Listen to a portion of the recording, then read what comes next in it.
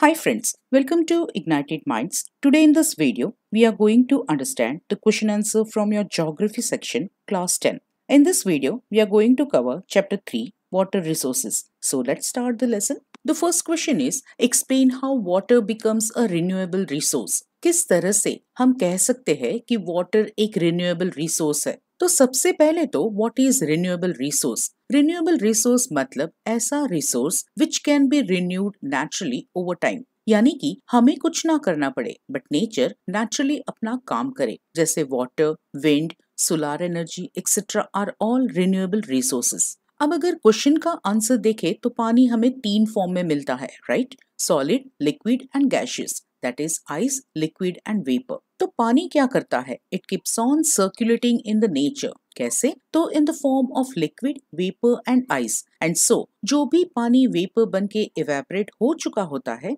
It returns to the earth in the form of rain. So हमारा answer क्या होगा कि water keeps on circulating in nature through various states of matter in the form of liquid, vapour and ice. As a result, the water which disappears or evaporates returns to the earth in the form of rain. Thus, we can say that water becomes a renewable resource. Now, the second question is, what is water scarcity and what are its main causes?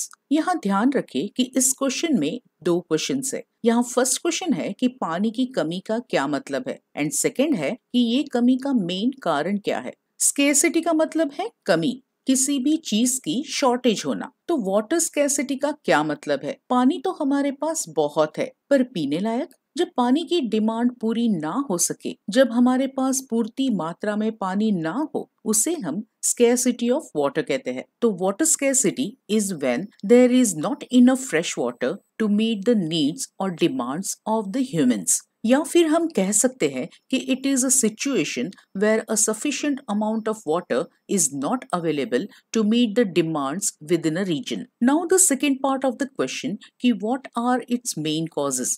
पानी की कमी के main कारण कौन से है? Now, if you have not learned the answer, और अगर आपको कुछ भी ना आए तो एटलीस्ट यू कैन थिंक कि पानी की कमी के मेन रीजंस कौन से होते हैं। तो एक तो है पॉपुलेशन, बढ़ती आबादी की वजह से पानी की डिमांड बढ़ने लगी। सेकेंड इज लोगों को खाना चाहिए तो अनाज उगाने के लिए खेतों में पानी की जरूरत पड़ने लगी।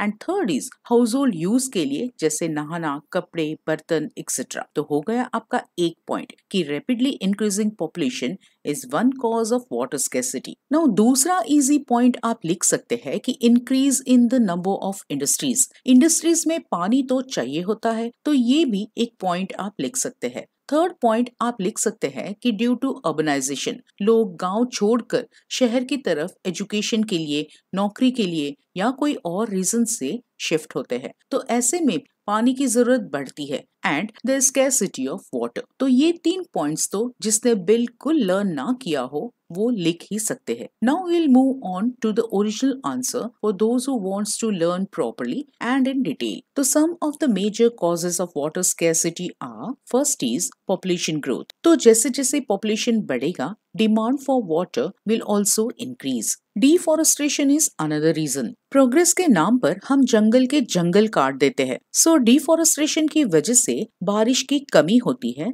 एंड इसकी वजह से पानी की कमी होती है। Next is industrial use. जैसे जैसे डेवलपमेंट होता है, इंडस्ट्रीज भी बढ़ती है। कैसी भी इंडस्ट्रीज हो, उसमें पानी की जरूरत तो पड़ती ही है। इंडस्ट्रीज में पानी को कूलेंट की तरह भी यूज किया जाता है, जिसकी वजह से पानी में पोल्यूशन भी बढ़ता है और पानी की कमी भी होती है। Next point is irrigation. Agriculture में इरिगेशन टेक्निक का उपयोग होता है, जिसमें बहुत सारा पानी उपयोग में लिया जाता है। Next is uneven rainfall. बारिश कहीं ज्यादा तो कहीं कम बरसती है। फॉर एग्जाम्पल, ज्वार एंड बाजरा के लिए वी नीड लेस रेनफॉल। चावल उगाने के लिए हमें ज्यादा बारिश की जरूरत पड़ती है। तो अगर इन एरियाज में बारिश कम हुई तो they will need irrigation facility, जिसमें पानी बहुत लगेगा। अदरवाइज पानी की कमी की वजह से चावल ठीक से ग्रो नहीं होंगे। सो हम कह सकते हैं कि uneven rainfall leads to scarcity of water. Next point is climate change. ठंडी के सीजन में गर्मी या बारिश, बारिश के सीजन में गर्मी, इस तरह का climate change can affect water scarcity. जैसे कोई कोई रीजन्स में स्नो का पानी ड्रिंकिंग वाटर का एक जरिया है, बट क्लाइमेट चेंज की वजह से कभी कभी स्नो कम मेल्ट होता है, तो पीने का पानी कहाँ से मिलेगा? So climate change is also one of the reason for water scarcity. Now the third question, what are the advantages and disadvantages of the multipurpose river project? यहाँ हमें क्वेश्चन पूछा गया है कि मल्टीपर्पस रिवर प्रोजेक्ट के फायदे और नुकसान बताएं. तो सबसे पहले तो आप लिखोगे कि मल्टीपर्पस रिवर प्रोजेक्ट है क्या. तो projects which serves more than one purpose are called as multi-purpose projects. For example, irrigation, flood control, electricity generation, etc. ये लिखने के बाद you have to write advantages and disadvantages of multipurpose projects. First we will see advantages of multipurpose projects. तो वो है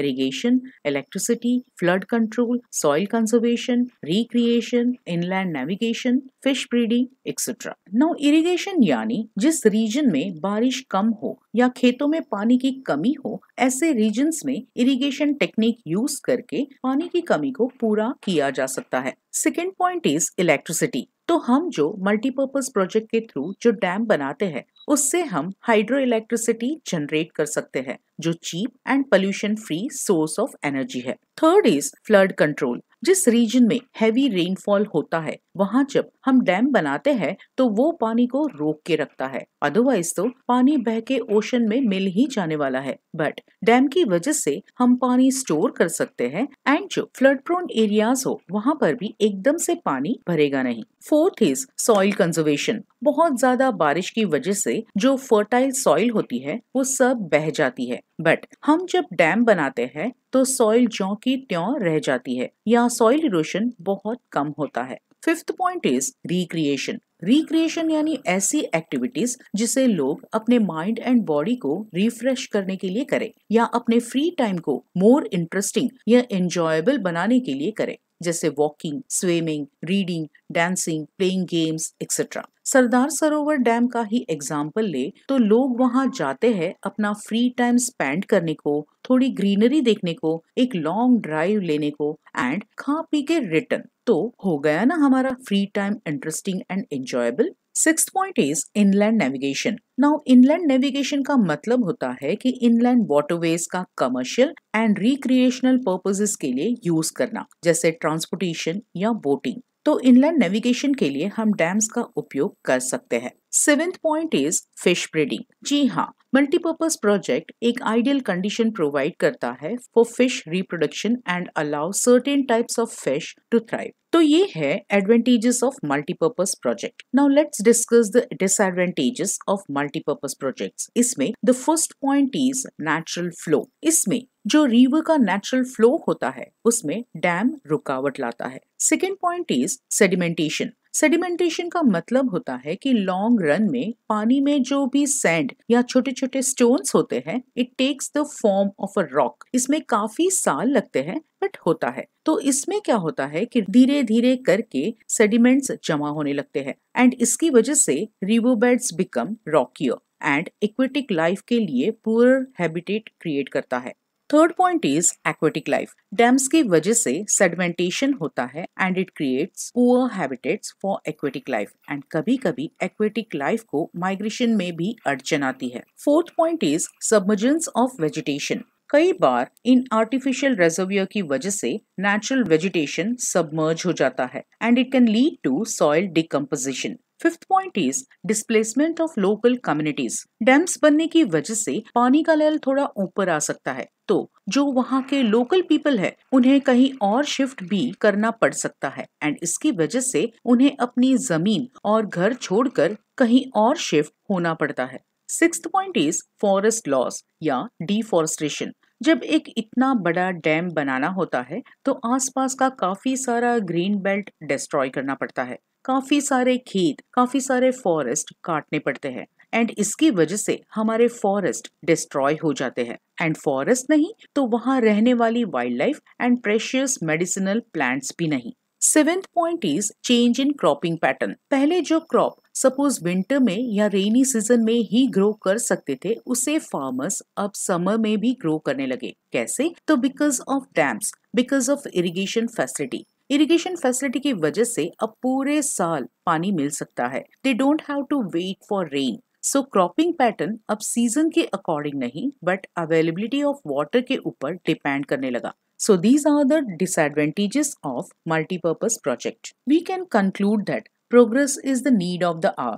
There are advantages and disadvantages we have to face due to this project. But फिर भी development जरूरी है। तो कुछ कुछ बातों को अगर हम नजरअंदाज कर दे या फिर उसके कुछ ऑप्शंस ढूंढ ले तो हमें इसमें काफी फायदा देखने को मिल सकता है। Now question 4, discuss how rainwater harvesting in semi-arid regions of Rajasthan is carried out. यहाँ क्वेश्चन पूछा गया है कि राजस्थान के सेमी एरिड रीजन्स में रेन वाटर को किस तरह हार्वेस्ट किया जाता है, किस तरह रेन वाटर को स्टोर किया जाता है। एरिड वो रीजन होता है जहाँ बारिश ना के बराबर हो, जैसे desert areas, and semi arid वो रीजन होता है जो ड्राई या बहुत कम बारिश वाला रीजन हो, जैसे राजस्थान। यहाँ बारिश तो होती है बट कम, so it is semi arid region. Now let's go back to answer. Rain water harvesting में जो बारिश का पानी बह जाता है जैसे घर की छत पर से एंड वेस्ट हो जाता है, उसे घर के बोरवेल में या अंडरग्राउंड टैंक में पहुंचाया जाता है और जरूरत पड़ने पर उसे यूज किया जाता है। राजस्थान में ड्रिंकिंग वाटर को स्टोर करने के लिए रूफटॉप रेन वाटर हार्वेस्टिंग बहुत ही कॉमन तरीका है। राजस्थान के सेमी एरिड रीजन्स में हर एक घर में एक अंडरग्राउंड टैंक बनाया ही होता है जहां बारिश के फ्रेश वाटर को स्टोर किया जाता है। राजस्थान के बाड़मेर, फलौदी, बीकानेर जैसे एरियाज में हर घर में पीने का पानी स्टोर करने के लिए अंडरग्राउंड टैंक्स बनाया होता है। ये टैंक्स बहुत ही बड़े और डीप होते हैं जिसे घर के अंदर या कोर्टयार्ड में बनवाया जाता है। अब इन टैंक्स को लिंक किया जाता है स्लोपिंग रूफ्स के साथ एंड बाद में उसे पाइप्स के थ्रू अंडरग्राउंड टैंक्स में कनेक्ट किया जाता है। अब जो भी बारिश का पानी छत पर गिरेगा वो इन पाइप के जरिए अंडरग्राउंड टैंक में कलेक्ट हो जाएगा। ये पीने लायक रेन वाटर जो इन टैंक्स में कलेक्ट होता है, ये नेक्स्ट रेनी सीजन तक इन लोगों को पीने का पानी प्रोवाइड करता है। समर सीजन में जब बाकी सब सोर्स ऑफ वाटर सूख जाते हैं तब इन टैंक्स में स्टोर किया हुआ रेन वाटर पानी की कमी को पूरा करता है, गर्मी से बचाता है और रूम को ठंडा भी रखता है। इस बारिश के पानी को purest form of natural water माना जाता है। इस तरह के बारिश के पानी को स्टोर करने वाला सिस्टम खेतों में भी बनाया जाता है। इससे क्या होता है कि पानी एक ही जगह पर जमा हो जाता है और मिट्टी को गीला रखता है। So this is how rain water harvesting in semi arid regions of Rajasthan is carried out. Now the fifth question is describe how modern adaptations of traditional rainwater harvesting methods are being carried out to conserve and store water. यहाँ question में हमें पूछा गया है कि traditional rain water harvesting methods को इस modern time में अपनाकर किस तरह से पानी को कंजर्व और स्टोर किया जाता है। तो traditional rain water harvesting methods कौन कौन से हैं? These are all traditional rain water harvesting methods. वैसे अगर देखा जाए तो काफी सारे रेन वाटर हार्वेस्टिंग के ट्रेडिशनल मेथड्स है। इन सब मेथड्स में से रूफटॉप मेथड सबसे पॉपुलर है। जैसे मैसूर के गेंडतूर विलेज में more than 200 households have adopted the rooftop harvesting method. Tamil Nadu में तो रूफटॉप मेथड हर एक घर में कंपलसरी कर दिया गया है एंड ना मानने वालों को पनिश भी किया जाता है। हमारे जो एंसेस्टर्स थे वे वाटर मैनेजमेंट टेक्निक में माहिर थे। एनवायरमेंट को नुकसान पहुंचाए बगैर किस तरह से पानी को स्टोर किया जाता है वो उन्हें बहुत अच्छे से पता था। वे खुद के अपने घर के लिए भी सोचते थे एंड गांव के लोगों के लिए भी फैसिलिटी प्रोवाइड करवाते थे। बारिश के सीजन में जो भी पानी बह जाता था उसे अलग अलग वाटर बॉडीज में स्टोर करने के आइडियाज भी उनके पास बहुत सारे थे। इतने सारे traditional rain water harvesting methods में से कोई 2-4 मेथड्स ही प्रैक्टिस नहीं होते होंगे, बाकी तो डिफरेंट प्लेसेस में different methods of rain water harvesting are used. This is the end of the exercise. If you are like the video then please like, share and subscribe.